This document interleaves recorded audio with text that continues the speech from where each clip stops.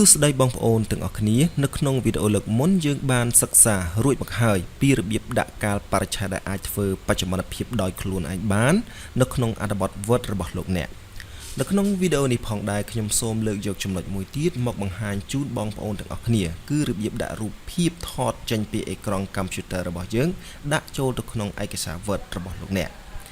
ការបន្ថែមរូបថតអេក្រង់ដាក់ក្នុងឯកសាររបស់លោកអ្នកអាចជាវិធីមួយដ៏ល្អដើម្បីគូសបញ្ជាក់ចំណុចដែលលើកឡើងនៅក្នុងអត្ថបទវាជួយជំរុញឲ្យអត្ថបទរបស់លោកអ្នកប្រសើរឡើងមិនធ្វើឲ្យឯកសារ Word មានទំហំធំនាំឲ្យការប្រើប្រាស់ memory ច្រើននោះឡើយ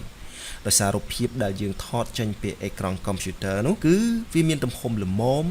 និងមានរូបភាពច្បាស់ល្អបើអញ្ចឹងតោះយើងអនុវត្តទាំងអស់គ្នាអញ្ចឹងដើម្បីយើងអនុវត្តបានយើងត្រូវមានឯកសារ Word របស់យើងរួចរាល់ហើយឬមួយក៏ឯកសារដែលយើងកំពុងធ្វើហ្នឹងប៉ុន្តែយើងចង់បញ្ចូលរូបភាពដែលយើងថតចេញពីអេក្រង់ហ្នឹងដើម្បីដាក់បញ្ចូលទៅក្នុងឯកសារអញ្ចឹងឧទាហរណ៍ខ្ញុំមានឯកសារ Word នេះមួយហើយខ្ញុំចង់ដាក់រូបភាពថតចេញពីអេក្រង់កុំព្យូទ័រចូលទៅក្នុងឯកសារហ្នឹងឧទាហរណ៍ខ្ញុំចង់ដាក់កន្លែងនេះ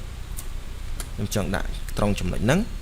អញ្ចឹងយើងមើលលើ menu insert នេះយើងយកមកចុចនៅលើវាមកខាងឆ្វេងហ្នឹងខាងឆ្វេង